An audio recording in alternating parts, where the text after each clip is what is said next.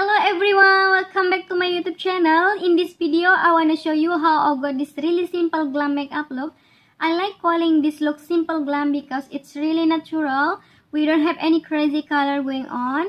And I'm sure that there will be so many special events, celebrations. So I want to show you how I create very simple, very elegant glamour look makeup like this without having to spend hours to doing makeup. Let's keep on watching.